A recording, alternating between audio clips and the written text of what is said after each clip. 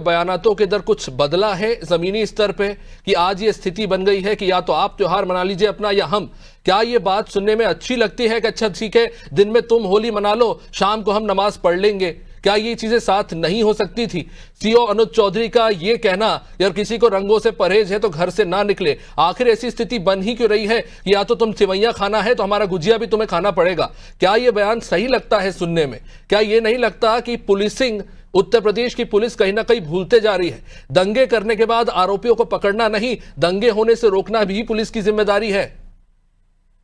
देखिए, मुझे लगता है कि अभिषेक जी, पुलिस का काम संभल हो या उत्तर प्रदेश हो, कानून व्यवस्था का इकबाल बुलंद करना है। और निश्चित रूप से जैसा अभी जो चर्चा हो रही है उस पर तमाम हमारे साथी सहयोगियों ने अपनी बात रखी, लेकिन मुझे लगता है कि उत्तर प्रदेश के मुख्यमंत्री ने जो बयान दिया बिल्कुल ठीक बात है कि सड़क चलने के लिए है, नमाज के लिए मस्जिद और ईदगाह बने हुए हैं।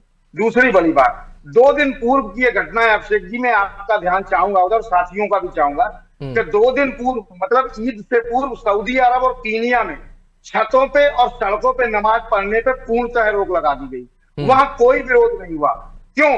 क्योंकि यहाँ उत्तर प्रदेश में विरोध इसलिए है कि चूंकि योगी बाबा की सरकार है, भारतीय जनता पार्टी की सरकार है। वहां विरोध इसलिए नहीं हुआ क्योंकि वहां वो मानसिकता के लोग नहीं है जिन्हें गाय के गोबर से बदबू आती हो, जिन्हें इत्र चाहिए होता है, जिनकी मानसिकता खराब हो, जिनकी सोच गंदी हो। मुझे लगता है कि उत्तर प्रदेश में योगी जी की सरकार है तो इस तरह के आरोप प्रत्यारोप और कुछ राजनीतिक दल जो अपनी राजनीतिक रोटियां सेकना चाहते हैं वो निश्चित रूप से गलत है। उनको इस तरह की बात नहीं करनी चाहिए, क्योंकि अगर केनिया और सऊदी अरब में ये चीज मान ली गई, लोगों ने ईद की नमाज नहीं पढ़ी वहां से जी, वहां ईद की नमाज दूसरे तरीके सड़कों पे नहीं पढ़ी गई, छतों पे नहीं पढ़ी गई। तो नीरज जी, जाहिर तौर पर वैकल्पिक व्यवस्था भी हुई होगी अगर छतों पर नमाज पढ़ने से? जी, वैकल्पिक व्यवस्था वहां की गई और वैकल्पिक व्यवस्था जो रही उसमें सब लोगों का सहयोग रहा।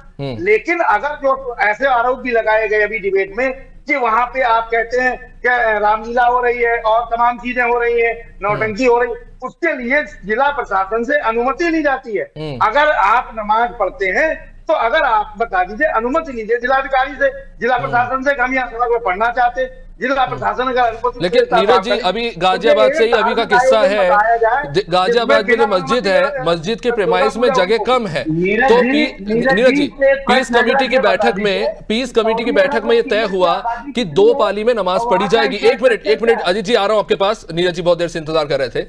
तो तय हुआ कि 2 पाली में नमाज होगी। अब वहां पे प्रैक्टिकल प्रॉब्लम ये क्रिएट हो गई कि जो सेकंड पाली में नमाज पढ़ने वाले थे वो बाहर इंतजार कर रहे थे। अब इसके चलते वहां पर ट्रैफिक जाम हो गया। रूट डाइवर्जन की बात हुई थी पर रूट डाइवर्जन नहीं किया गया, ऐसा कहा जा रहा है।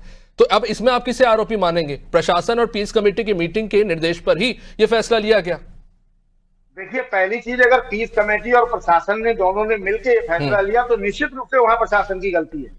अगर वो प्रशासन वहां सहमत हुआ तो प्रशासन की नैतिक जिम्मेदारी है उस बात को पूरा करे। अगर वहां कोई दुर्घटना हो जाती है तो आप आरोप लगाने लगते कि साहब उन्होंने स्वास्थ्य खराब कर दिया मुजरिमों ने, ऐसा नहीं है। अगर जिला प्रशासन वहां मौजूद था तो जिला प्रशासन की नैतिक जिम्मेदारी थी, वहां जो इकट्ठे हुए, जो जाम लगा, उसको पहले से क्यों नहीं आपने तय किया होगा?